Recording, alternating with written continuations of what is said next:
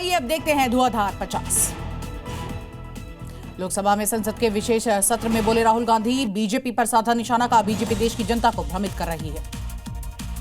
नारी शक्ति वंदन अधिनियम संसद में पास, 16 अप्रैल 2026 से प्रभारी। सरकार ने गैजेट नोटिफिकेशन जारी किया तो वही अब लोकसभा और विधानसभाओं में महिलाओं को 33% आरक्षण। आज संसद के विशेष सत्र का दूसरा दिन। महिला आरक्षण बिल पर होगी वोटिंग। परिसीमन विधेयक के लिए 4 बजे होगा मतदान। वहीं महिला आरक्षण पर पीएम मोदी की सांसदों से बड़ी अपील। कहा, सांसद अपनी मां, बेटी, बहनों को स्मरण करके वोट दें, अपनी अंतरात्मा की आवाज सुने। बिल पर होगी वोटिंग से पहले प्रियंका गांधी और केसी वेणुगोपाल ने स्पीकर ओम बिरला से मुलाकात की। वहीं लगातार तीसरी बार राज्यसभा के उपसभापति चुने गए हरिवंश। मल्लिकार्जुन खड़गे ने बधाई दी। पीएम मोदी बोले, हरिवंश जी से नए सांसदों को सीखने की जरूरत है। पवन खेड़ा को सुप्रीम कोर्ट से राहत नहीं। ट्रांजिट बेल बढ़ाने के लिए सुप्रीम कोर्ट का इनकार। असम जाकर बेल लेने का निर्देश दिया, याचिका खारिज कर दी। पंजाब के कैबिनेट मंत्री संजीव अरोड़ा पर ईडी का शिकंजा। लुधियाना में संजीव अरोड़ा के घर पर मनी लॉन्ड्रिंग और जमीन सौदों में हेराफेरी को लेकर छापेमारी। कोलकाता में टीएमसी के प्रत्याशी के घर पर आईटी की रेड। टीएमसी प्रत्याशी देवाशीष के घर पर रेड की गई। पार्टी ऑफिस और घर पर छापेमारी की तस्वीर। कोलकाता में ईडी की रेड। चार्टर्ड अकाउंटेंट केएल ढांडनिया के घर पर ईडी की रेड। यहां पर घर पर कई लग्जरी गाड़ी मौजूद पाई गई। वहीं यूपी के संभल से अगली खबर, जहां बुलडोजर एक्शन लगातार जारी। अतिक्रमण पर प्रशासन की कार्रवाई देखने को मिली। मुबारकपुर में अवैध निर्माण पर बड़ी कार्रवाई। नासिक टीसीएस धर्मांतरण मामले में 2 आरोपी हुए यहां हिरासत में। वकील ने कोर्ट से 7 दिन की पुलिस हिरासत की मांग की। आरोपियों पर महिला के साथ छेड़छाड़ करने के गंभीर आरोप लगे हैं। तो वहीं आप देखिए किस तरह से पूर्व प्रधानमंत्री चंद्रशेखर की 100वीं जयंती। उपराष्ट्रपति सीपी राधाकृष्णन ने श्रद्धांजलि अर्पित की। तस्वीरें लगातार सामने। मुख्यमंत्री योगी आदित्यनाथ गोरखनाथ मंदिर में जनता दर्शन के दौरान लोगों से बातचीत करते हुए नजर आए। उनकी शिकायतें सुनी। तकरीबन 200 लोगों से मुलाकात की। वहीं पटना से अगली खबर, जहां पर नारी शक्ति वंदन अधिनियम कार्यक्रम का आयोजन किया गया। बिहार के मुख्यमंत्री सम्राट चौधरी कार्यक्रम में हिस्सा लेते नजर आए। सीएम योगी कल दोपहर 12 बजे पश्चिम बंगाल में यहां कूच बिहार में एक जनसभा को संबोधित करेंगे। दोपहर 1:30 बजे जलपाईगुड़ी में जनसभा करते हुए नजर आएंगे। तो वहीं शाम 4:15 पर बांकुड़ा में रोड शो करेंगे। यूपी में नए स्टार्टअप को बढ़ावा देने के लिए सरकार की नई पहल। राज्य में स्थापित होने वाले नए स्टार्टअप को 10 साल तक के लिए इंस्पेक्शन से छूट मिलेगी। यूपी के प्रयागराज में श्रद्धालुओं की भीड़। बैसाख अमावस्या के मौके पर संग्राम में श्रद्धालुओं ने यहां स्नान किया। तो वहीं पश्चिम बंगाल के सिलीगुड़ी से अगली खबर, जहां पर आपको बता दें भारी मात्रा में कैश बरामद किया गया। टैक्सी से मिली 10 लाख रुपए की नकदी। चुनाव से पहले ये कैश जब्त किया गया। पश्चिम बंगाल के जलपाईगुड़ी में हथियारबंद गाड़ियों में डीएम और एसपी पहुंचे। शांतिपूर्ण वोटिंग कराने के लिए लोगों से यहां भरोसा दिलाते हुए नजर आए।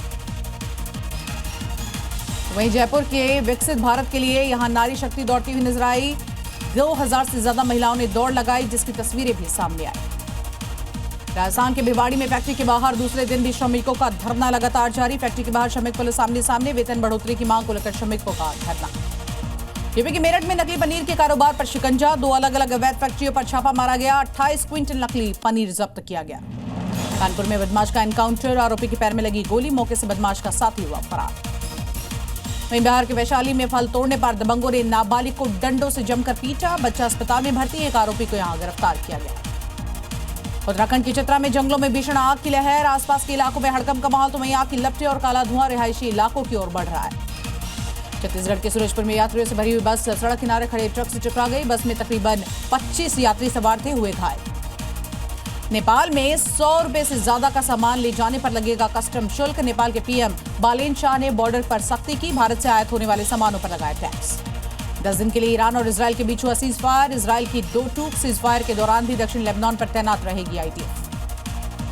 वहीं लेबनान में सीज फायर की घोषणा होते ही लोगों का अपने घरों की ओर लौटना शुरू। हाईवे पर गाड़ियों की आवाजाही जारी। अधिकारियों ने स्थिति साफ होने तक लोगों से वापसी में देरी करने की अपील की।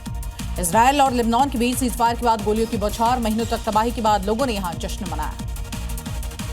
लेबनान और इजरायल के बीच 10 दिनों का सीज फायर लागू होने के बाद राष्ट्रपति डोनाल्ड ट्रंप ने किया पोस्ट। लेबनान में मई का महीना ऐतिहासिक रहा था।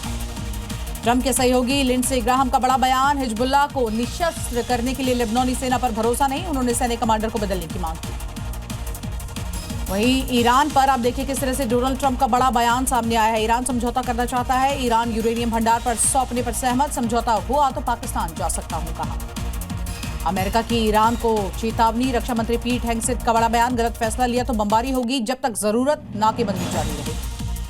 वहीं पीएम मोदी को आया मैक्रो का कॉल, हॉर्मुज पर फ्रांस के राष्ट्रपति इमैनुअल मैक्रो ने चर्चा की बात कही, पश्चिम एशिया के हालात पर भी बात हुई, क्षेत्र में शांति स्थिरता को आगे बढ़ाने के लिए सहयोग जारी रखेंगे। लेबनान के बिंत में जबील इलाके में स्कूल से बर्बाद, यहां देखिए हिजबुल्ला के 130 से ज्यादा हथियार देखने को मिले, आईडीएफ को हिजबुल्ला के झंडे और दूसरे आतंकी निशान भी मौके से मिले हैं।